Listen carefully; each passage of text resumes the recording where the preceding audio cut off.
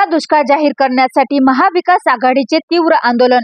देऊळगाव राजा येथे अवकाळी पावसामुळे झालेल्या प्रचंड शेती नुकसानीच्या पार्श्वभूमीवर महाविकास आघाडीच्या नेत्यांनी आज बस स्थानक चौकात सरकार विरोधात जोरदार आंदोलन छेडले। राज्यातील अनेक जिल्ह्यांमध्ये द्राक्ष, डाळिंब, कांदा, कापूस, सोयाबीन यासह इतर पिकांचे मोठ्या प्रमाणात नुकसान झाल्याने शेतकरी हवालदिल झाले आहेत। मोठ्या संख्येने शेतकरी, महिला व युवक रस्त्यावर उतरले होते। हातात खराब झालेले कापसाचे तुराटे दाखवत शेतकऱ्यांनी आपला संताप व्यक्त केला। घोषणाबाजीमुळे संपूर्ण परिसर दणाणून गेला, तर आंदोलनामुळे ठिकठिकाणी वाहतूक कोंडीही झाली। आंदोलनादरम्यान राष्ट्रवादी काँग्रेस, शरद पवार गट, राष्ट्रीय काँग्रेस तसेच शिवसेना, उद्धव बाळासाहेब ठाकरे पक्षाचे पदाधिकारी आणि कार्यकर्ते मोठ्या संख्येने उपस्थित होते। आघाडीच्या नेत्यांनी केंद्र व राज्य सरकारवर हल्लाबोल करताना शेतकऱ्यांना तातडीने मदत न मिळाल्यास संघर्ष आणखी उग्र होईल असा इशारा दिला। पंचनामे त्वरित पूर्ण करून शेतकऱ्यांच्या खात्यात थेट मदत जमा करण्याची मागणीही केली। या भव्य आंदोलनातून महाविकास आघाडीने स्पष्ट संदेश दिला की शेतकऱ्यांच्या न्याय मागण्या पूर्ण होईपर्यंत संघर्ष सुरूच राहील। सध्या राज्यातील शेतकरी थेट मदतीच्या प्रतीक्षेत आहेत। सरकारच्या पुढील निर्णयाकडे सर्वांचे लक्ष लागले आहे। शेतकऱ्यांचे हाल तातडीने थांबवण्यासाठी ओला दुष्काळ घोषित करून मदतीचे वाटप करणे हीच खरी काळाची गरज असल्याचे नेत्यांचे मत आहे।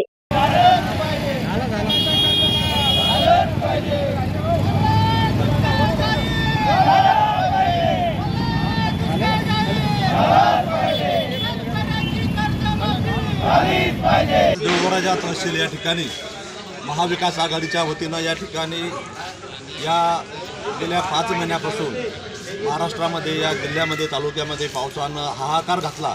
म्हणजे पुरता शेतकरी या ठिकाणी हवालदिल झालेला आहे। म्हणजे या ठिकाणी आसमानी असल, सुलतानी असल आणि या सरकारच्या नाकर्तेपणामुळं अशा विविध संकटाला या ठिकाणी आमच्या बळीराजाला सामोरं जावं लागत असं आहे।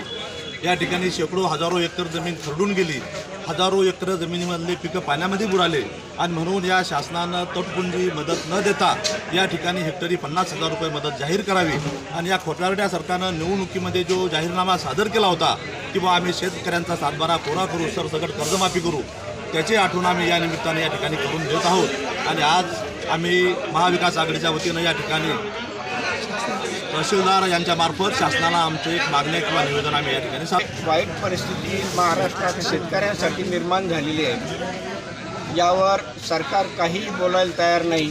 फक्त दिल्ली दौरे आणि पाहणी दौरे विमानातून चालू आहेत।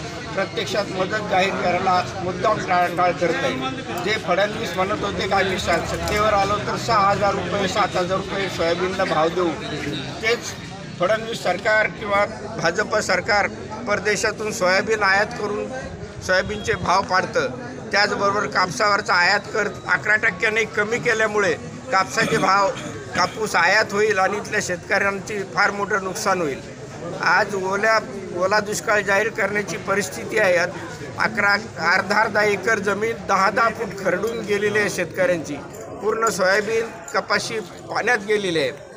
आज शेतकरी म्हणजे अतिशय वाईट परिस्थितीत आत्महत्येच्या दारात पोहोचलेले आहे। जर सरकारनं त्वरित मदत जाहीर केली नाही तर अतिशय विदारक परिस्थिती महाराष्ट्रात शेतकऱ्याची निर्माण होईल। म्हणून आम्ही महाविकास आघाडीतर्फे हेक्टरी 50,000 रुपये मदत मागतो।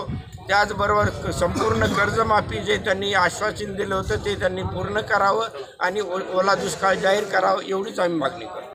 आज महाराष्ट्रामध्ये तसेच आपल्या देऊळगाव राजा तालुक्यामध्ये आणि बुलढाणा जिल्ह्यामध्ये हा जो अतिवृष्टी पाऊस झालेला आहे, त्या पावसामुळं प्रत्येक शेतकऱ्याचं अतोनात नुकसान झालेलं आहे। आणि हे नुकसान नक्कीच त्या शेतकऱ्याची आर्थिक जी व्यवस्था होती घराची ती कोलमडून लावली। आणि आज जर शेतकऱ्याला जर पूर्ण कर्जमाफी आणि शेतकऱ्याला हेक्टरी 50,000 रुपये मदत जर नाही केली तर उद्या जी आज आपल्या विदर्भामध्ये आणि आपल्या तालुक्यामध्ये, आपल्या मतदारसंघामध्ये शेतकऱ्याची आत्महत्या होत आहे, हे आत्महत्याचा परिणाम हे डबल ट्रिबल होऊ शकतं। आणि याचा जो परिणाम होईल, या परिणामाला जर समजा शेतकरी आत्महत्या जर झाली तर मनुष्यवधाचा गुन्हा या सरकारवर दाखल करण्यात यावा अशी आम्ही समजा शेतकऱ्याच्या वतीनं आज या सरकारला विनंती करतो। आणि या सरकारला पुन्हा एक जबाब विचारतो की जर अशा जर गोष्टी होत असेल तर तुम्ही मायबाप सरकार आहात। जेव्हा फडणवीस शासन जेव्हा आपल्या प्रचाराच्या याच्यामध्ये संपूर्ण 7/12 कोरा कोरा कोरा हा शब्द देवेंद्र फडणवीस दिला होता, ते शब्द पाळणावं अशी त्यांचीच मागणी त्यांना आठवण करून देतो। आणि पुन्हा या सरकारनं जे शेतकऱ्याला पानं पुसली तोंडाला, यांनी आतापर्यंत फक्त 34 रुपये गुंठा अशी फक्त मदत जाहीर केली। म्हणजे हे असं झालं की जेव्हा आपल्या सन्मान्य मुख्यमंत्र्याचा जर आपण त्यांच्या स्वतःच्या बंगल्यामधील त्यांचा बेड हा 21 लाखाचा असू शकतो आणि शेतकऱ्याला मदत फक्त 34 रुपये गुंठा देतो, या मुख्यमंत्र्याला लाज वाटली पाहिजे की तुम्ही शेतकऱ्याच्या भरोश्यावरती सत्तेत आहात आणि शेतकऱ्याप्रती अशी कृतज्ञता व्यक्त होत नाही तुमच्याकडनं।